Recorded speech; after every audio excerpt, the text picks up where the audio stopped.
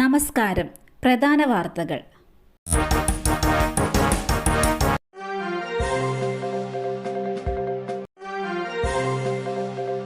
വ്യാപക ഭൂമി കയ്യേറ്റം. 500 ഏക്കറിലധികം കയ്യേറിയതിന് പിന്നിൽ വൻ സംഘമെന്ന നാട്ടുകാർ.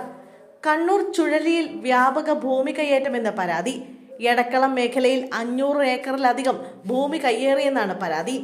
റവന്യൂ ഭൂമിയിലും കയ്യേറ്റം നടന്നതായാണ് വിവരം. ദേവസ്വം ഭൂമിയും കയ്യേറിയിട്ടുണ്ട്. വ്യാജരേഖകൾ ഉപയോഗിച്ച് കയ്യേറ്റങ്ങൾ നടന്നതായാണ് വിവരം.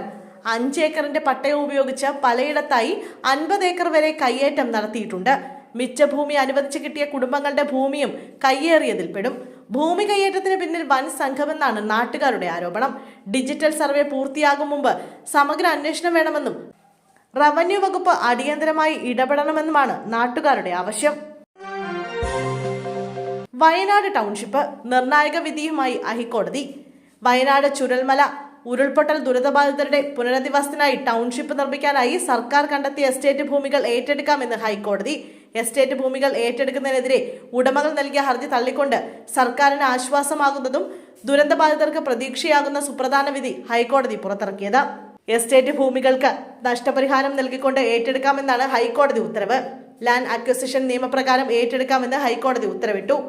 നിയമപ്രകാരമുള്ള നഷ്ടപരിഹാരം എസ്റ്റേറ്റ് ഉടമകൾക്ക് നൽകണമെന്നും ടൗൺഷിപ്പായി എസ്റ്റേറ്റ് ഭൂമി അളന്ന് തിട്ടപ്പെടുത്തുന്നതിന് സർക്കാരിന് വേണ്ട സഹായം ചെയ്തു കൊടുക്കണമെന്നും നഷ്ടപരിഹാരത്തിൽ തർക്കമുണ്ടെങ്കിൽ എസ്റ്റേറ്റ് ഉടമകൾക്ക് നിയമ നടപടികളുമായി മുന്നോട്ടു പോകാമെന്നും ഹൈക്കോടതി സിംഗിൾ ബെഞ്ച് ഉത്തരവിട്ടു. SDPI പ്രവർത്തകന് വെട്ടേറ്റു. ആക്രമണത്തിലേക്ക് നയിച്ചത് കുടുംബ പ്രശ്നം.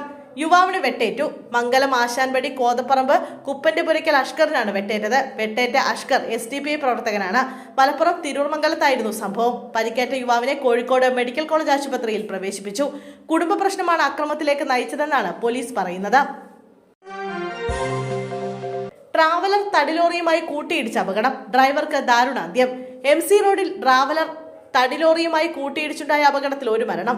ഇന്ന് പുലർച്ചെ 3 മണിയോടെ അങ്കമാലി നായത്തോട് ജംഗ്ഷന് സമീപമായിരുന്നു അപകടം സംഭവിച്ചത്. കാറ്ററിംഗ് യൂണിറ്റിലെ തൊഴിലാളികൾ സഞ്ചരിച്ച ട്രാവലറാണ് അപകടത്തിൽപ്പെട്ടത്. പാലക്കാട് കിഴക്കഞ്ചേരി സ്വദേശി എലവുംപാടം അബ്ദുൾ മജീദാണ് മരിച്ചത്. 59 വയസ്സായിരുന്നു. അപകടത്തിൽപ്പെട്ട ട്രാവലറിന്റെ ഡ്രൈവറായിരുന്നു അബ്ദുൾ മജീദ്. പരിക്കേറ്റ 19 പേരെ അങ്കമാലിയിലെ സ്വകാര്യ ആശുപത്രിയിൽ ചികിത്സയ്ക്കായി പ്രവേശിപ്പിച്ചു.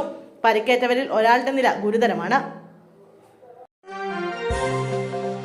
പീഡന പരാതിയിൽ എക്സൈസ് ഇൻസ്പെക്ടർ അറസ്റ്റിൽ. എക്സൈസ് ഇൻസ്പെക്ടർ ജയപ്രകാശിനെയാണ് ആലുവ ഈസ്റ്റ് പോലീസ് അറസ്റ്റ് ചെയ്തത്.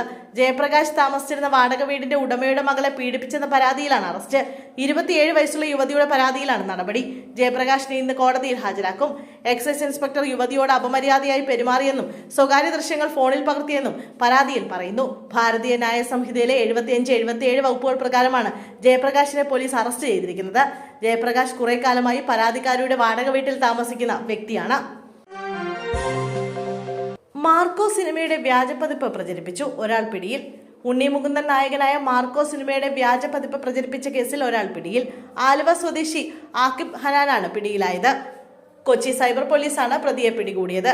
സിനിമയുടെ വ്യാജപ്പതിപ്പ് സോഷ്യൽ മീഡിയയിൽ പ്രചരിപ്പിച്ചതിൽ നിർമ്മാതാവായ മുഹമ്മദ് ഷെരീഫ് പരാതി നൽകിയിരുന്നു. ടെലഗ്രാം ഗ്രൂപ്പ് വഴി സിനിമയുടെ വ്യാജപ്പതിപ്പ് വ്യാപകമായി പ്രചരിപ്പിച്ചെന്നും ഇത് നിർമ്മാതാക്കൾക്ക് സാമ്പത്തിക നഷ്ടം വരുത്തിയെന്നുമാണ് പരാതി.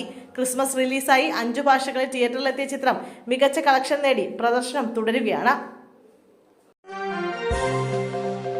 ആലപ്പുഴ സ്വദേശിയായ 16-കാരനുമായി ഒളിവിൽ താമസം. ലൈംഗിക പീഡനത്തിനിരയാക്കിയ 19-കാരി അറസ്റ്റിൽ. 16-കാരനെ ലൈംഗികമായി പീഡിപ്പിച്ച 19-കാരി അറസ്റ്റിൽ. കൊല്ലം ചവറ ശങ്കരമംഗലം സ്വദേശിയായ യുവതിയെ വള്ളികുന്നം പോലീസാണ് അറസ്റ്റ് ചെയ്തത്. ഭരണിക്കാവ് ഇലിപ്പിക്കുളം മങ്ങാരത്ത് വാടകയ്ക്ക് താമസിക്കുന്ന 16-കാരനാണ് പീഡിപ്പിക്കപ്പെട്ടത്.